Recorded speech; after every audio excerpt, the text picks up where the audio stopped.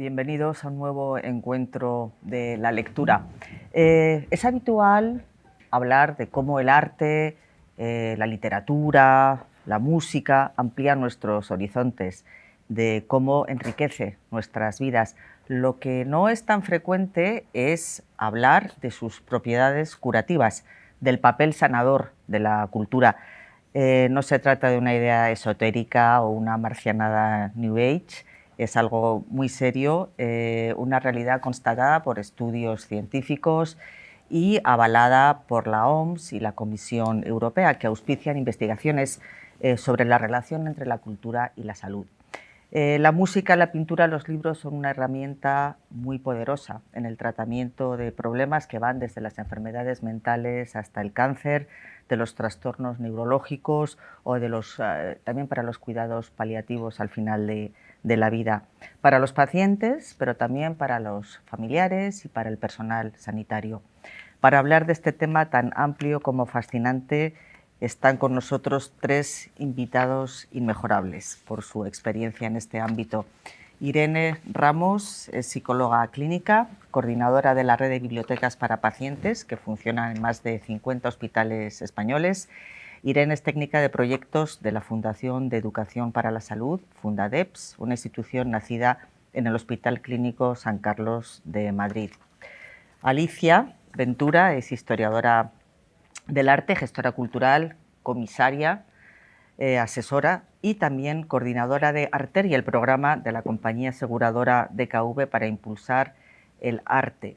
Ella ha creado un proyecto pionero en el Hospital de Denia que se llama Cuidart, del cual hablaremos ahora.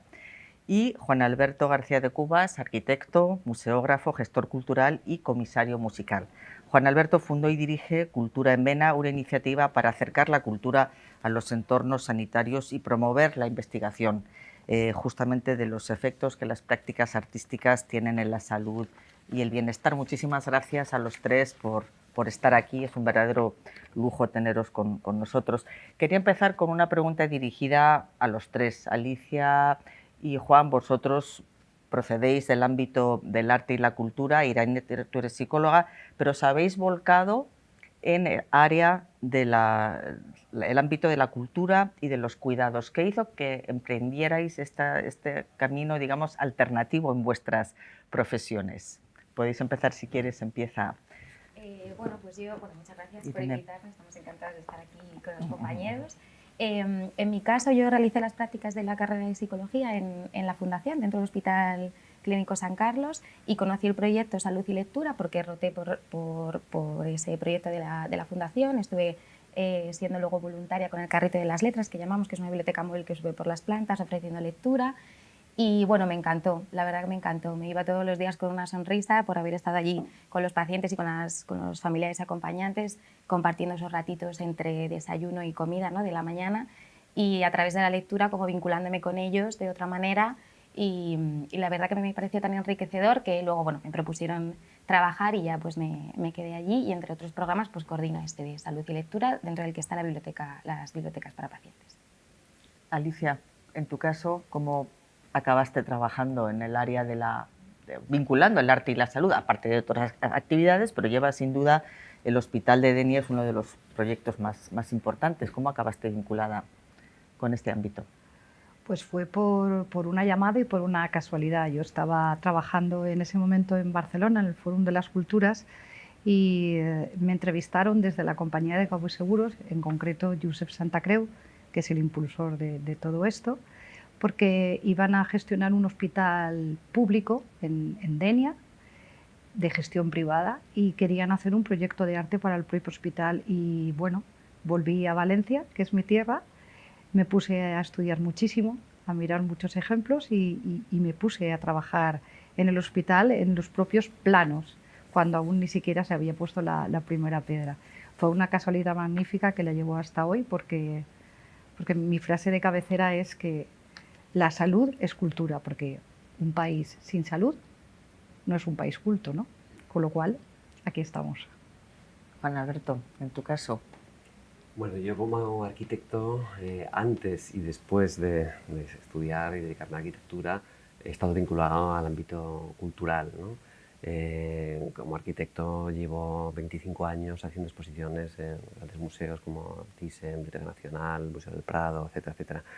Es decir, que la cultura siempre la he tenido como una herramienta cercana que me ha servido desde el punto de vista personal para superar muchos procesos, ¿no? Pero fue precisamente la experiencia del sufrimiento, del dolor y de la muerte de un ser querido lo que me llevó a tener una presencia en hospitales y como arquitecto a detectar oportunidades en esos espacios, ¿no? Espacios maravillosos desde el punto de vista de la tecnología sanitaria y de la profesionalidad médica, pero carentes de las herramientas que yo conocía muy bien para mejorar el bienestar de las personas en los ámbitos culturales, ¿no? Entonces, ¿por qué no esas herramientas que conocía bien insertarlas en este tejido sanitario, ¿no? Y ahí empezó en el 2011 las primeras experiencias, ¿no? de proyectos que introducían las prácticas artísticas en ámbitos sanitarios.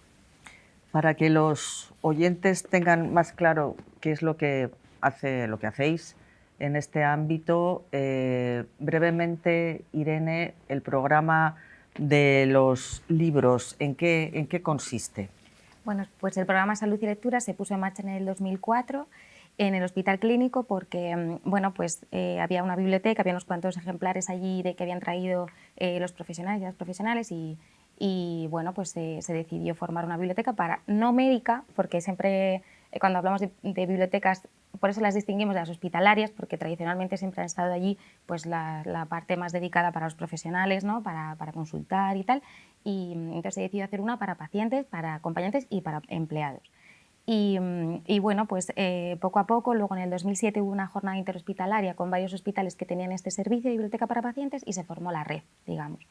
Y nosotros lo que hacemos desde Fundais es coordinar la red y hacemos diferentes actividades, les proporcionamos donaciones, tanto de particulares como de algunas editoriales que se ponen en contacto con nosotros, hacemos club de lectura para profesionales, hacemos ciclos de lectura, tenemos un programa que se llama Entre Mentes de salud mental y literatura, tenemos el préstamo, por supuesto, personalizado a los pacientes a pie de cama, hacemos cuentacuentos, lecturas, bueno, un montón de actividades dentro de los hospitales, que como decía el compañero, pues al final son entornos que aunque son considerados para nosotros positivos, porque es un lugar donde nos sana, ¿no? Pero también hay una parte un poco hostil que casi queremos llegar e irnos rápido, ¿no? Y es como hay muchas actividades que humanizan esos espacios y que nos lo hacen un poquito más fácil, y dentro de salud y lectura pues intentamos hacer muchas actividades que fomenten esta visión más humanista. Alicia, ¿cuáles son los ejes principales de Cuidarte en el Hospital de Denia?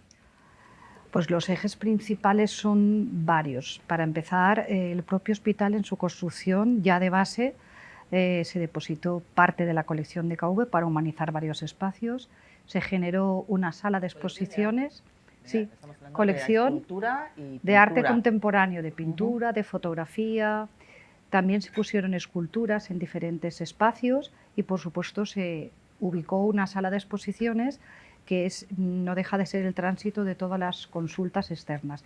Se humanizaron diferentes espacios como son, por ejemplo, la sala de nefrología, de oncología, de pediatría. Todo eso está intervenido por pinturas murales. Y luego tiene un programa muy amplio de musicoterapia, arteterapia, clown, lactancia materna, actividades culturales para los niños, actividades musicales, canto prenatal para las embarazadas, un programa de arteterapia también para Alzheimer, para fibromialgia. Bueno, es algo muy amplio. Invitamos artistas a residir y hacer proyectos allí, generamos proyectos para los centros de salud. Eso te iba a decir, que los artistas plásticos tienen ahí un papel que jugar muy importante. Un papel importantísimo. O sea, cada exposición que hacemos en el hospital es algo que tangencialmente tiene que tocar la salud, pero también lo tienen los médicos, las enfermeras, los celadores, porque cada proyecto que hacemos colaboramos con ellos.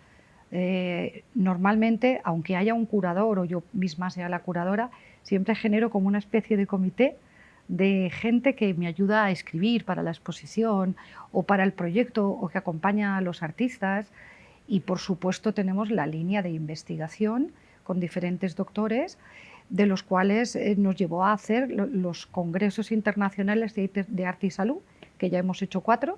Son los únicos congresos que sepamos que se hacen a nivel mundial en un hospital, donde vienen médicos, artistas, comisarios, gente de museos, Y bueno, cuando entran allí dicen, madre mía, pero ¿esto qué es? ¿Esto es un hospital? ¿Esto es un centro de arte? ¿Esto es un balneario? ¿Esto qué es?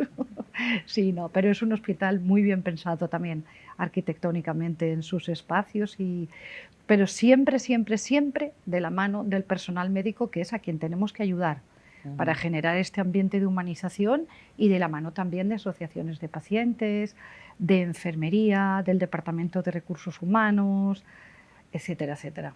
Sí. Juan Alberto, en el caso de Cultura en Vena ofrecéis soporte cultural en programas de artes visuales y música. Cuéntanos algunas de las actividades. Creo que habéis hecho exposiciones, además muy vinculadas a la actualidad, como ha sido el año Sorolla. Cuéntanos un poco las actividades que hacéis. Bueno, el propósito fundamental es precisamente acercar cultura a entornos sanitarios, aunque también en comunidades rurales en riesgo de despoblación, pero con el eje de considerar la cultura como una herramienta que es capaz de mejorar la salud y el bienestar de las personas, ¿no? Que ese es como el cambio de paradigma. O sea, la cultura la vivimos normalmente dentro de los grandes templos de la cultura desde un punto de vista de la diletancia y del disfrute estético, como no, pero resulta que tiene otras propiedades, otras capacidades importantísimas que son capaces además de generar un cambio sistémico, que es el que nos encontramos, ¿no? Que es ese cambio que va a hacer que ocurra una intersección entre el sector cultural y el de la sanidad. Entonces, los programas que hacemos siempre el fin es, lógicamente, mejorar la estancia y los resultados en salud de los pacientes, y humanizar también esa estancia para personal sanitario y para familiares, y lo hacemos con varios ejes, ¿no? Que siempre, además, repercuten de forma positiva al sector de la cultura, porque uno de nuestros ejes fundamentales es generar empleo en ese sector históricamente precarizado, ¿no? Y de repente, si somos capaces de abrir ese gran sector de la salud, infinitamente más grande en todos los aspectos, para el crecimiento artístico y profesional de los artistas, estamos haciendo una labor estupenda. Entonces, los programas son, pues, básicamente, que hay tres, ¿no?, troncales. Uno que es arte ambulatorio, que se trata de exposiciones temporales e itinerantes, comisariadas especialmente para los pacientes, con textos de mediación, con mediadores culturales que lo explican, con códigos QR que aumentan, digamos, los contenidos.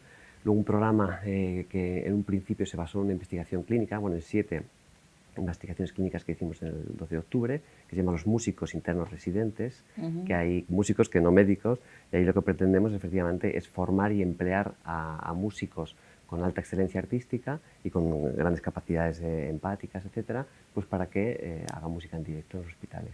Y luego una tercera pata así importante, luego hay muchos subproductos, ¿no?, subproyectos, es precisamente el programa Vulnera, que es para el cuidado integral del personal sanitario a través de experiencias culturales preparadas exclusivamente para ellos, y que normalmente las hacemos fuera de sus centros sanitarios, en templos de la cultura, donde elegimos ciertas obras, en el caso de una colección, de un museo, que hablen de los grandes temas que les preocupan, ¿no? Luego podemos hablar de ello, ¿no? El tema de la relación con la muerte, con los cuidados, la pertenencia a un sistema complejo como es el sanitario. Ajá. ¿Qué pruebas hay de que una obra de arte, un libro o la música pueden mejorar la calidad de vida de las personas? ¿Qué evidencias científicas hay? Bueno, yo me atrevería a decir que la Organización Mundial de la Salud, en este documento maravilloso del 2019, de noviembre de 2019, titulado ¿Cuál es el papel de las artes en la mejora de la salud y bienestar de las personas?, allí hay un anejo con 900 referencias que hace alusión a casi 3.000 estudios científicos de los últimos 15 años.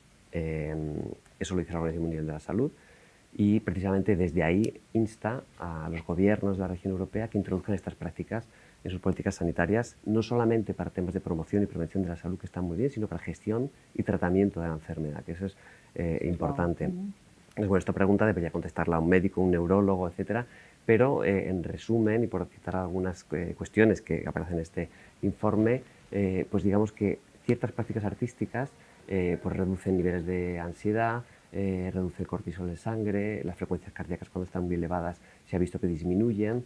Luego podemos hablar, si queréis, de ejemplos concretos, de estudios científicos concretos, pero lo importante es que ya existe esa evidencia que está publicada, y estamos en un momento ahora, para mí, posterior a eso, es decir, ahora estamos en el momento de la implementación. Está legitimado y está probado desde el método clínico que esto funciona. Ahora lo que toca es implementarlo e insertarlo en los sistemas de salud. O sea, estaríamos hablando del proceso para alguien, en fin, como yo, absolutamente profana en el tema, el punto de partida sería más una influencia psicológica, mejora de la autoestima, optimismo, y de ahí, por ejemplo, el refuerzo del sistema inmunitario, ¿o hay otros canales de interacción?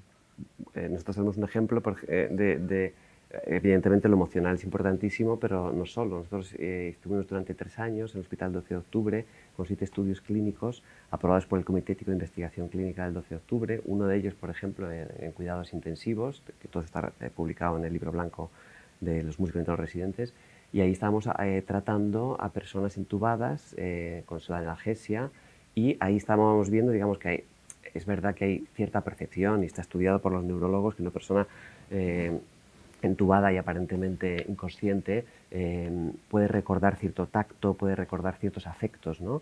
Pero nosotros veíamos, porque estaban monitorizados, y los médicos también, cómo disminuía el cortisol en sangre. Como en bebés neonatos también, que están monitorizados, pues hay una evidencia que nos hace pensar, no a nosotros, sino a la ciencia, que además de esa respuesta emocional ante un estímulo de la belleza que puede suponer la práctica artística, hay unas cuestiones que inciden, pues, a través de la amígdala y de cuestiones complicadas que, si hubiera aquí un médico, lo explicaría muy bien. Bioquímica pura. Efectivamente, pues hace que haya esa... Exacto. Y física, nosotros tenemos evidencias de muchas cosas. Por ejemplo, en rehabilitación de ictus, desde hace 3 años, no 4, perdón, en el Hospital de Denia, una vez a las semanas con musicoterapia. Tenemos la evidencia de una recuperación más rápida. ¿Qué supone eso? Menos tiempo hospitalario. ¿Qué supone eso? Un ahorro tremendo de dinero. En cuestiones de, por ejemplo, en la sala de nefrología, diariamente cuando la gente va a su tratamiento de hemodiálisis o el tratamiento de oncología, al disminuir la ansiedad hace falta menos ansiolíticos, con lo cual también es un ahorro, y por supuesto eso físicamente repercute. O la preparación al parto, nosotros tenemos casos evidentes de recolocación del feto con la música. Eso supone menos cesáreas. Todo eso está escrito. Lo que pasa es que son estudios muy costosos económicamente y en el tiempo, y algunos de ellos aún no están publicados, pero hay muchísimos. Juan Alberto lo ha explicado muy bien. La Organización Mundial de la Salud no en vano lo ha dicho, y si lo ha dicho es por algo. Y precisamente yo quiero destacar eso, ¿no? Cuando tú propones a un hospital un programa de arte y salud, lo propones evidenciando que ahorran dinero de otras cosas, y ese dinero se puede utilizar en esto. Y luego está la salud del personal sanitario. O sea, en la sala de oncología del Hospital de Denia, el día que hay musicoterapia o arteterapia, los trabajadores sanitarios, bueno, están muchísimo más relajados.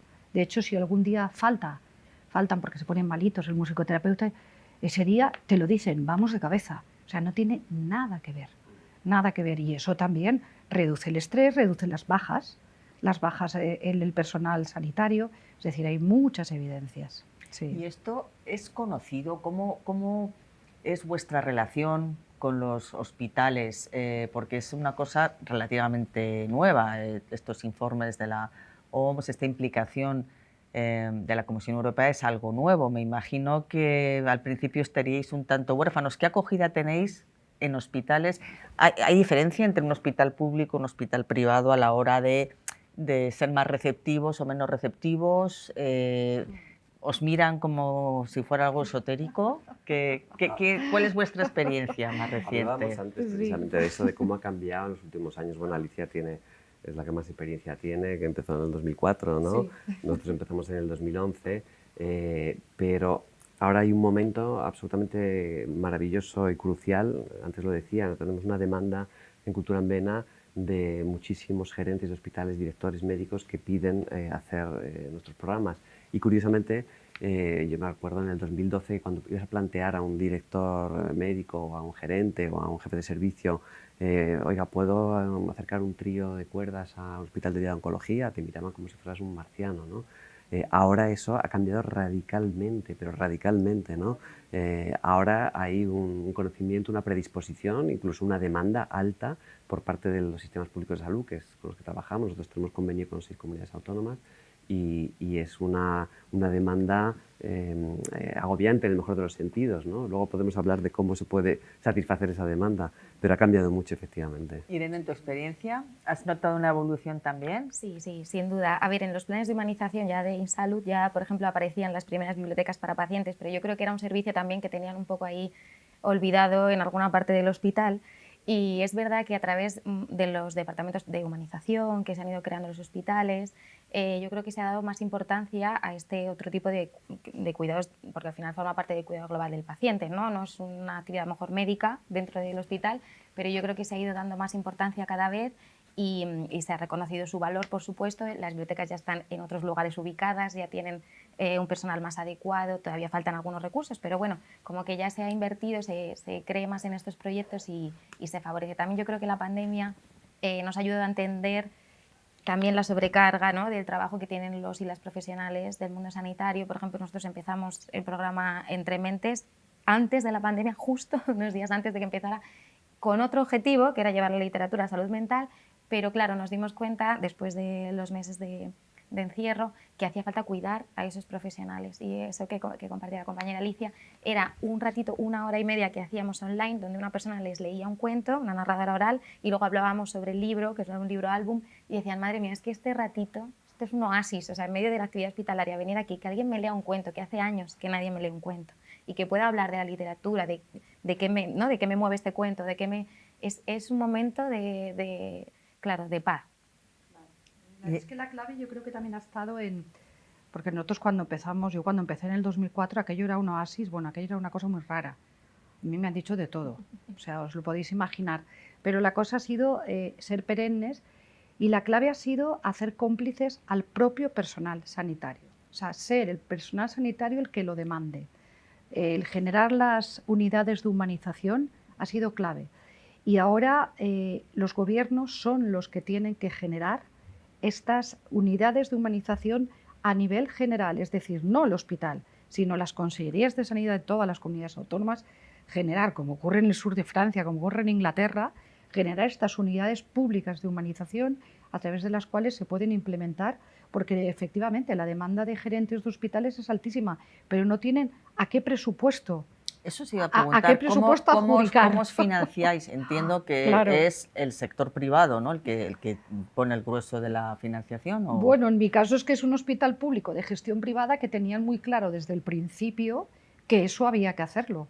Pero ahora es un hospital que el 1 de enero se revierte a gestión pública y yo estoy convencida que el nuevo director que venga va a querer continuar porque el propio personal sanitario no concibe ya que se dejen de hacer estos talleres. Hablamos de financiación pública. De financiación. Ahora ya será financiación pública. Yo espero que continúe y estoy segura que el personal sanitario me ayudará, pero claro, es desde la Consellería de Sanidad, en este caso de la Comunidad Valenciana, o X, los que tienen que dotar de presupuesto a los hospitales para que haya partida para ellos. Y pueden dotarla pues, a las unidades de responsabilidad social, a las de comunicación o simplemente generar. O sea, ¿por qué no vamos a generar una plaza para un musicoterapeuta en un hospital o para un arteterapeuta? Si es que el dinero que se ahorra puede generar 3, 4 y 5 y 6 y 7 puestos de trabajo. Irene, es que es lo en tu mismo. caso es financiación pública también. Sí, en nuestro caso es financiación pública. Recibimos una subvención anual del Ministerio de Cultura y Deporte, de la Dirección General del Libro, del Cómic y de la Lectura. Y Juan Alberto. Sí, bueno, en nuestro caso es muy complejo, bueno, no en nuestro caso es muy complejo en el sector, ¿no? Nosotros trabajamos fundamentalmente para el sector público y es ahí donde nos hemos visto obligados a ejercer cierta incidencia política, no porque lo tengamos en el propósito, sino porque la posición que ocupábamos pues, nos tocaba. En ese sentido, pues hemos ido a hablar y explicar estos temas a la Asamblea de Madrid, al Parlamento de Navarra. Incluso hemos estado trabajando desde diciembre pasado con el Senado en una declaración institucional al Gobierno de España para que precisamente declare la cultura como una herramienta que beneficia el bienestar y la salud. Dicho esto, ¿qué nos encontramos? A nuestro modelo pues son Suecia, Reino Unido, donde efectivamente existen incluso comisiones interparlamentarias dedicadas a la cultura y la salud, que independientemente de quién gobierne es un eje transversal, ¿no? Aquí todavía estamos lejos de que pueda haber presupuestos de la sanidad hacia esto, aunque efectivamente hay unidades de humanización. Nosotros trabajamos con la de Andalucía, que es troncal a todo el sistema público de salud andaluz, a la madrileña, y efectivamente hay esa vocación de hacer, pero no hay unos presupuestos importantes, regulares, que puedan satisfacer la demanda de sus propios hospitales, ¿no? Entonces, ¿cómo trabajamos nosotros? Pues hay dos líneas. Una, la financiación privada, a través de la filantropía de otras fundaciones o de otras empresas, y las convocatorias de ayudas públicas, que cada vez son más sensibles o dentro de sus argumentarios aceptan estas hibridaciones que estamos haciendo, ¿no? entre cultura y salud. Y desde ahí estamos trabajando. Cuando se llegue el momento se podrá trabajar como una empresa social que presta servicios, es decir, un hospital demanda esto, igual que tiene un servicio de mantenimiento o de catering, que reconoce que es necesario para su funcionamiento, pues demandará a un musicoterapeuta, un músico interno residente, un mediador cultural, etcétera, ¿no?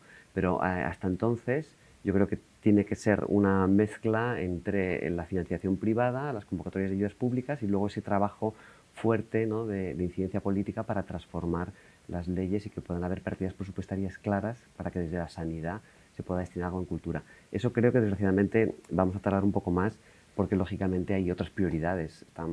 Sabemos que esto es un elemento coadyuvante de todas las terapias médicas y clínicas que se hacen, pero no está todavía colocado en unas posiciones elevadas, ¿no? dentro de los sistemas. Entonces yo creo que tardaremos tiempo en que de verdad haya una partida presupuestaria integral importante que pueda atender la demanda existente, dedicada desde los fondos públicos de la sanidad a la acción cultural. Pero ahora, por ejemplo, antes lo comentaba, ¿no? Hemos tenido la suerte de que, porque en cultura pasa lo mismo, ¿no? que hay ayudas no específicas todavía para proyectos culturales en entornos sanitarios, pero hemos conseguido ahora, gracias a la sensibilidad del Ayuntamiento de Málaga, que apueste por un año entero de actividad de cultura en vena con todos nuestros programas en el Hospital Regional Universitario de Málaga, y esto, digamos, lo financia íntegramente el área de cultura del Ayuntamiento de Málaga, con la colaboración de la Caixa, pero lo vehiculiza, digamos, el Ayuntamiento de Málaga, con lo cual es un modelo al que también estamos tendiendo, ¿no? Que sea... Y además eso va a servir también para ellos mismos hagan un seguimiento durante un año, una evaluación para ver la incidencia de este programa. Efectivamente, tenemos nosotros una matriz de impacto que utilizamos pues, para, a través de encuestas validadas, pues ver un poco respuesta no solamente en pacientes, en familiares, personal sanitario y en la propia comunidad, ¿no? Eso iba a decir, la medición, ¿cómo se mide? Hay evidentemente pruebas físicas que habéis dicho, pruebas científicas, pero ¿cómo funcionáis? ¿Hay encuestas? ¿Cuál es el sistema de medición que tenéis para ver el efecto de los programas? Nosotros tenemos realizamos un informe anual de los préstamos que se hacen, del número de préstamos, de a lo mejor los géneros que más se utilizan, las áreas de medicina en las que más se cogen los libros, ¿no? Un poco para llevar también un control y saber qué se utiliza más. Y luego se hacen a veces encuestas a pie de cama a los usuarios y a las usuarias que cuenten un poco su experiencia y cómo les ha repercutido. Y luego también hay muchas cartas y muchas recomendaciones, ¿no? de los propios pacientes que pasan cuando ya se van y dejan en la biblioteca algún cartelito, sí, y un agradecimiento. Hay hay un tipo de literatura, un tipo de artes visuales y de música que sean más eficaces que otras en situaciones, por ejemplo, Irene, en los libros. ¿Cómo se escogen? ¿Cómo se orientan a los pacientes? ¿Se les deja que ellos... Entiendo que, no sé, pues en la situación pues vas a buscar literatura más de novela, una cosa que sea a lo mejor menos sesuda, que te haga pensar menos, o no, o eso cada paciente... Cada paciente es un mundo, pero lo que hemos comprobado es que la tónica normal es que busquen novela, que, pues como dices, para evadirse, ¿no? Que sea sobre todo actual, esto también, y a lo mejor biografías o algunos libros más cortos o poesía o algo más corto o algún tipo incluso de revistas, de periódicos, de sudokus o lo que sea, ¿no? Depende del momento en el que estén. Lo que sí que con lo que no trabajamos mucho es con los libros de autoayuda, o sea que así siempre piden más cosas que no estén muy relacionadas con el ámbito hospitalario, con la su propia enfermedad. Sí, esto yo creo que no, en ese momento quizá no les cuadra mucho y entonces se utilizan más como método de evasión, ¿no? Sí, pero si vas a los profesionales, por ejemplo, también está lo que se llama la terapia de choque. Por ejemplo, nuestra arteterapeuta en el hospital de Denia a veces la llama al pediatra porque tiene casos de algún niño que le pasa algo y no saben lo que es. Y entonces ella, a través de los dibujos y de hablar y otras técnicas que ella explicaría mucho mejor, sale al problema a la luz. Y a lo mejor es un maltrato, es un bullying, es una persona que pega a la madre en casa y se descubre así, ¿no? Entonces también está lo que se llama la terapia de choque. O por ejemplo, en el caso de Alzheimer, funcionan muy bien la música que esa persona escuchaba cuando era joven. Se la pregunta a sus familiares y entonces funciona muy bien ponerle ese tipo de música, ¿no? O en las narraciones o en narraciones orales de claro, la gente mayor también les recuerda. Exacto. O en neonatos, por ejemplo, tenemos el caso de muchos niños que no lloran y llaman a las musicoterapeutas y entonces le preguntan a la madre qué música solía escuchar, ellas la interpretan y el niño rompe a llorar. O sea, de esto hay miles de casos. Y en el incluso caso de artes exposiciones. plásticas, por ejemplo, hay Pues en el caso, pues no sé, algún tipo de pautas estéticas más recomendables que otras. hombre, el tema es ese, o sea, el tema es... Si vas a poner una exposición de las pinturas negras de Goya. No, ahí, fíjate. No, pero depende, ¿no? Sí, es que Sorolla, en depende. cambio, por el tipo de claro, colorido, o sea, no lo sé. Por ponerte un ejemplo, nosotros cuando abordamos el estudio de investigación de los músicos internos residentes, que empezamos en el 2015 y acabó en el 2019, fueron 4 años de investigación. Según nos han dicho, es un estudio pionero porque nunca se había hecho ni tan largo, ni atendiendo a tantas personas, ni en tantas unidades a la vez, que tuvimos en 7 jefaturas de servicio. Ingenuamente al principio pensábamos que íbamos a ser capaces de crear un vademecum musical y que íbamos a poder decir, bueno, la variación Goldberg número 25 va a servir para cuidados paliativos, para hacer las transiciones de la mejor manera, o una canción de Deep Purple puede venir bien. No, bueno, nos dimos cuenta de que al final había tantos factores, sobre todo basados en la interpretación del músico, ¿no?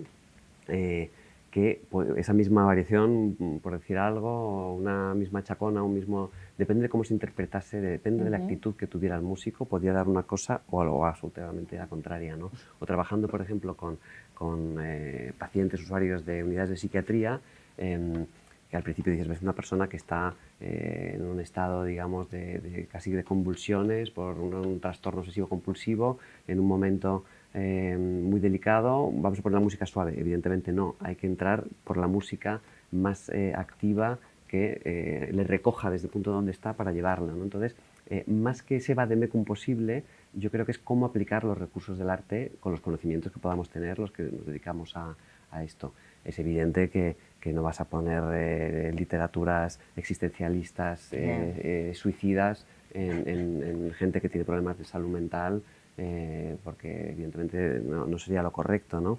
Pero por ejemplo, en música se habla de Mozart, del efecto Mozart. Bueno, ¿Hay compositores que sean más propicios o no? El efecto Mozart es un libro que yo creo que es una anécdota, o sea, es muy interesante, pero se cae por donde quiera que uno lo vaya a leer, ¿no? Porque efecto Mozart, y también podemos decir efecto AC/DC. El efecto AC/DC lo he visto en un paciente, claro, en un paciente que teníamos en el programa de músicos internos residentes en hematología, que estuvimos tratando con música en directo a 7 pacientes durante 6 meses, que pasaron un año, digo, un mes y pico, y resulta que había una persona que le gustaba el heavy metal. Y bueno, pues lo llevamos al piano porque el músico interno residente que teníamos allí era, y se trabajó desde el piano pues canciones de ese género musical, ¿no? Entonces quiero decir que después de toda esa experiencia, claro, yo me atrevo... Pensamos en música clásica, pero es verdad que... Claro, claro, hay música clásica que te pone de los nervios, ¿no? Sí. En el mejor de los sentidos, ¿no? Porque claro, están por eso construidas es importante para... Perdón. Sí, sí. No, por eso es importante la profesionalización.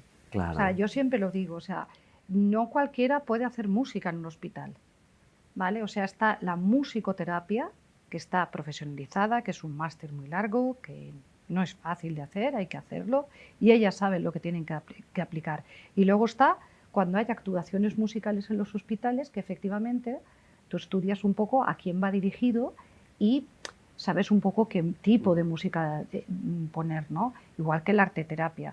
O, por ejemplo, cuando vas a hacer una exposición, pues me acuerdo que en la temporada COVID se hacían exposiciones de lo que fue el COVID, ¿no? Pues ahora nadie quiere ver ya fotografías de mascarillas, a la hora, por con lo cual las ejemplo, quitas. de contratar artistas o llevar artistas, ¿buscáis perfiles específicos o no?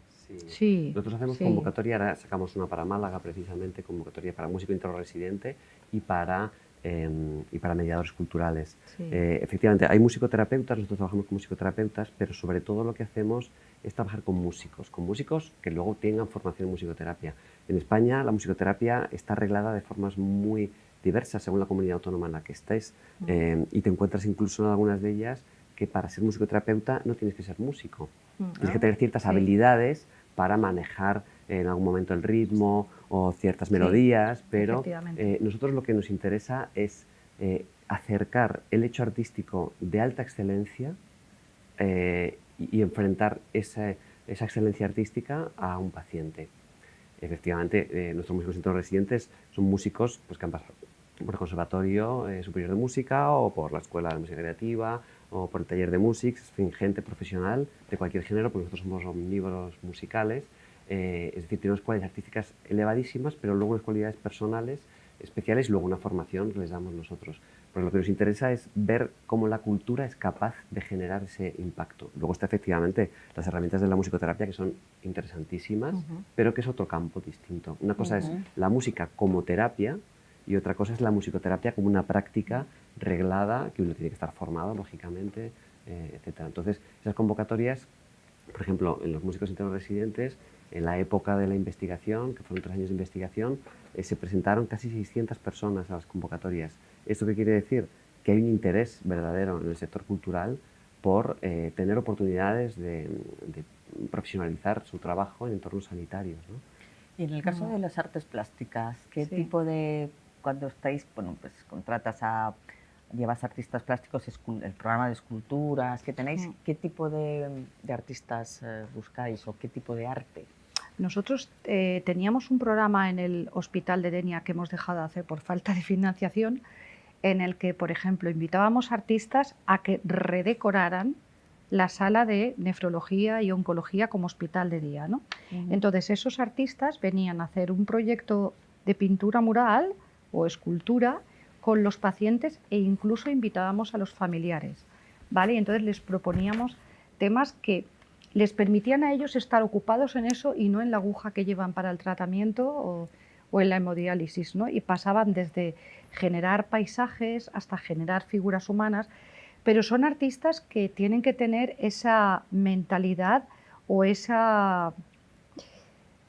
taraná de poder interactuar con un paciente, aunque también tenemos experiencias muy bonitas de artistas que jamás habían hecho nada con pacientes y a raíz de hacerlo han dicho todos los artistas deberíamos de pasar por un servicio de oncología. Descubrimiento. Sí, por ejemplo, yo me acuerdo el día que vino Nico Munuera, un artista muy conocido, y le invitamos a hacer una serie de pinturas con los pacientes. Cuando salió, dijo, es que esto es obligatorio para absolutamente todos los artistas, porque todo el flujo que recibes de los pacientes te ayuda mucho también en tu creatividad, y de los familiares, porque no olvidemos en los que acompañan a los enfermos, en los que van día a día cuando vas a hacerte tu tratamiento, acompañarte para que no estés solos. Esos enfermos, esos pacientes, perdón, también nos olvidamos de ellos, y es gente que muchas veces tiene que ir al psicólogo también porque tiene a su marido con cáncer y necesita ayuda mental, ¿no? Entonces, exposiciones amables, sí, pero también exposiciones que te hagan pensar, como pedagógicas. Yo recuerdo otra exposición que hicimos genial con un grupo colectivo que se llama Viralata, que era el tema de la higiene en los hospitales, hace muchísimos años. La gente nunca leía el tema de higiene en hospitales, que te tenías que lavar las manos, y entonces desde el Departamento de Recursos Humanos nos pidieron qué podíamos hacer. Entonces hicimos una exposición fantástica sobre todo este tema de manuales de limpieza en los hospitales, que luego una mutua, que no digo ahora el nombre, lo compró para hacer sus manuales. Es decir, es otro lenguaje con el que te acercas a los pacientes, al personal sanitario, como de manera como más cercana y diferente, y que llama la atención. Nosotros en las exposiciones, por ejemplo, hemos trabajado desde con Goya, con los cartones que pintó Goya para la Real Fábrica de Tapices, pues ahí dividimos, el encargo que le hizo el rey era que hiciera asuntos jocosos y agradables. Pues aparentemente son escenas costumbristas, escenas en el campo de trabajo, pero nos interesaba eso porque Goya, que no da puntada sin hilo, detrás de esas primeras escenas jocosas y agradables, pues siempre aparecen personajes que no son ni jocosos ni agradables, y que nos permitía pues aludir a ciertos estadios y a la vulnerabilidad por la que pasa cualquier persona que va al hospital, ¿no? Y hablábamos de los retos, de las emociones, de la contradicción, y eso nos permite precisamente desde algo aparentemente amable ir a un territorio, porque no nos vamos a engañar, el hospital no es el mundo, digamos, de la felicidad y de que ni mucho menos, ¿no? Entonces interesa aludir a esa vulnerabilidad y a ese dolor y ese sufrimiento. Si es verdad que lo hacemos no de forma evidente con una obra plástica que te remita inmediatamente en el minuto uno a eso, pero sí que te permita llegar a eso, a explicarlo y a entenderlo desde otro punto de vista, ¿no? Que esa es un poco la función de los textos de mediación. Nosotros vemos una obra, o la expresión de Soraya en un hospital que estamos viendo ahora, una obra aparentemente amable, pero luego interpelamos en la lectura, interpelamos al usuario para que se pregunte cosas, efectivamente, y eso es lo que nos interesa y eso es lo que vemos que tiene una funcionalidad muy interesante y me atrevería a decir terapéutica. En el caso, ¿hay diferencias en las edades? Por ejemplo, ¿trabajar con niños es más fácil o tiene resultados más visibles que con adultos, por ejemplo, en el caso de los libros, o no? ¿O realmente no hay? Yo creo que en el caso de los niños, en concreto en los hospitales, por supuesto hay préstamos de libros y hay una colección infanto-juvenil, no en todos, no todos los hospitales tienen plantas infanto-juveniles.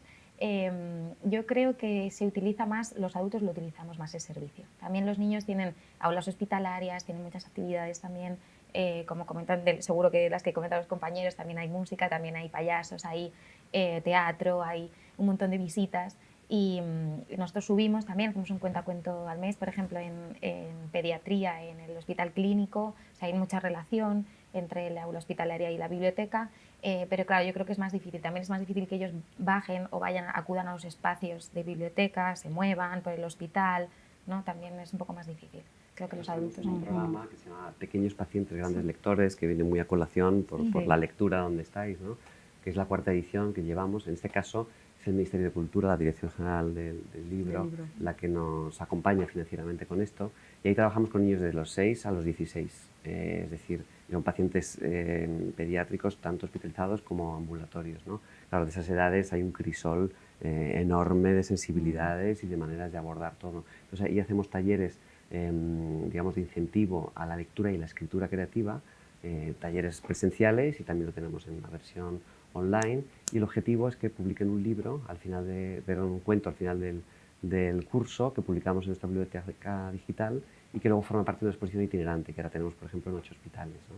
Y ahí, claro, las sensibilidades, os invito a que os metáis en esa biblioteca porque, claro, uno lee un cuento de una niña de 16 años con un grado de madurez elevadísimo frente al que escribe otro niño, una niña de 7 años, que es totalmente tierno, naif y diferente, ¿no? Entonces los abordajes son distintos. Cuando hacemos talleres, muy pocas veces juntamos, ¿no? a los que tienen 13, 14, 15 con los pequeños, porque son dinámicas distintas, ¿no? De construcción de un relato, que es lo que hacemos, construir un relato en común en ese taller. Tengo las 2 últimas preguntas. En el caso de... bueno, querría que nos contarais cada uno si tenéis alguna experiencia de todas las que habéis vivido, que sin duda son muchísimas, alguna experiencia que os haya marcado más en vuestra práctica en estos años de curación o de mejora o de alguna anécdota que os haya tocado especialmente. Pero antes quería saber si hay determinadas, cuáles son las enfermedades, las patologías o los procesos en los que entiendo que todo hace bien, pero si hay determinadas enfermedades o patologías o procesos en los cuales la cultura, el arte, la música está mucho más recomendada, esa interacción está más recomendada que otras. Estamos hablando, pues, por ejemplo, no sé, patologías mencionado, cuáles son las enfermedades o donde hay ostensiblemente una influencia positiva. Claro. Bueno, en salud mental es muy evidente. También hay muchos estudios de rehabilitación de ictus. Por supuesto, en las salas de nefrología y oncología es básico el acompañamiento y el estudio. En enfermedades como Alzheimer, como Parkinson, como autismo. Degenerativa, neurodegenerativa. Sí, O sea, todas las enfermedades neurológicas son muy evidentes. Y luego, y además al hilo de lo que decíais antes, nosotros en el Hospital de Denia siempre hemos hecho mucho hincapié en que los talleres no iban solo a pediatría. Yo me acuerdo cuando nosotros empezamos, que todo el mundo, cuando estábamos buscando financiación, era muy fácil encontrar financiación para cosas de niños. Pero nosotros desde el principio dijimos, bueno, los niños también. Pero allí el 80 y tantos % de los pacientes, o el 90%, es gente mayor. No podemos olvidar a la gente mayor, que además hay mucha. En medicina interna o, por ejemplo, en el final de la vida. Claro. En los tratamientos, los acompañamientos también en el final de la vida son básicos, ¿no? Y para cada uno de estos hay muchas cosas que se pueden hacer, ¿no? Entonces, por ejemplo, cuando antes decías propuestas, pues a lo mejor Sanidad no tiene suficiente dinero, pero ¿por qué no hacen un convenio entre sanidad, cultura y bienestar social? Porque estamos hablando de sanidad. En cultura es evidente que tiene que haber un presupuesto. De hecho, yo a veces he encontrado un poco de ayuda también en cultura y también en bienestar social. Es decir, si ahí se hace un círculo virtuoso. Claro, y como en Francia lo haces tangencial, yo creo que un poco de todos estaría bien. Como fuente ¿no? de empleo, como fuente de bienestar. Es que es lo que ha dicho Juan Alberto antes, o sea, hay muchísima gente que ha estudiado para esto y se puede generar también muchísimo empleo. Nosotros en el Hospital de Denia, por supuesto, todo el mundo cobra. Allí no hay, si hay voluntarios porque son asociaciones y quieren hacer y es más a más, pero todo el mundo cobra. Otra cosa es que luego te encuentres con la sorpresa que antes comentaba, ¿no? Que invitas a un artista y le vas a pagar y te dice, vale, pero ahora tómalo, porque es que quiero que lo des al hospital, quiero que lo emplees, porque esto tengo yo que pagar por venir a hacerlo. Eso es otra cosa. Y por supuesto lo reviertes, ¿no? Pero se podría hacer, pero hay varias, muchas. Sí. Digo, que hablabas de qué experiencia habíamos tenido, ¿no? Sí. Me vienen dos, una precisamente relacionada con una obra plástica y otra cosa con la música, ¿no? Y así rápidamente, en el Puerta de Hierro, recuerdo que cuando montamos hace 3 años la exposición de Goya en un hospital, en una de las habitaciones estaba el cuadro de la era o el verano de Goya, que se ve pues a familias descansando después de haber hecho la trilla y tal. Y ahí, esa habitación era en la planta de oncología, ¿no? Y hablando también, totalmente de acuerdo con Alicia, que efectivamente salud mental, oncología, personas mayores y neurología pues son sitios troncales donde debe haber estas prácticas artísticas, ¿no? Entonces ahí estábamos en una habitación de una persona que ya estaba en un estado terminal y estaba con sus 2 hijas y bueno, pues las vimos por ahí, fue el día del montaje y las volvimos a encontrar unas horas después, ¿no? El padre estaba en un momento ya terminal y cuando nos encontramos después a las hijas, llorando una de ellas y la otra entera, nos dio las gracias porque su padre se había ido precisamente mientras estaban recordando la era del pueblo del padre, que no sé de dónde sería, y cuando hablaban de los trabajos que hacía su abuelo, ¿no? Entonces, bueno, pues hubo una despedida, no, supongo que farmacológica, pero no centrada precisamente en esos procesos que a veces son demasiado medicalizados, ¿no? Y hubo una conexión ahí con la cultura humana, que le llevó a ese recuerdo, ¿no? Y luego también, pues bueno, con la música, ¿no? Que hemos sido testigos en varias ocasiones. Y eso fue el arranque precisamente del estudio clínico que hicimos en el hospital el 12 de octubre con la doctora Carmen Payas para ver la incidencia de la música en directo en bebés neonatos. Y es que ocurrió varias veces que en el momento piel con piel, cuando una madre se ponía el pecho a un bebé todavía sin sentido de la succión, con una sonda puesta, un momento muy tenso para los padres, especialmente para la madre, a ver si ese niño se agarraba al pecho y empezaba a alimentarse por sí mismo, pues nos ocurrió en 3 ocasiones que empezaba a relajarse el bebé, la madre empezaba a emocionarse, nosotros pensábamos que estábamos haciendo algo mal y que teníamos que irnos, y curiosamente el bebé se enganchaba por primera vez al pecho de su madre, ¿no? Casualidad, magia o práctica ha sido artística, varias veces, ¿no? ya la casualidad. Bueno, lo que comentábamos antes es que te relajas, baja el estado de ansiedad, que es a lo mejor lo que necesitas, ¿no? Y... Tanto la madre como el bebé, ¿no? Claro. ¿Tenéis alguna anécdota vosotros, algo que os haya tocado especialmente? Sí, bueno, yo recuerdo cuando era voluntaria con el carrito de las letras y subía por el hospital repartiendo lectura, ¿no? Que me acuerdo especialmente de una señora mayor que estaba allí porque se había caído en la terraza, me parece, y vivía sola, entonces estuvo como un día y algo sin poder avisar a nadie de que estaba en la terraza y nadie se había dado cuenta, ¿no? Y yo creo que fue una vecina la que dijo, uy, hace mucho que no veo esta vecina, tal, y gracias a ella pues detectaron que se había caído y la llevaron al hospital.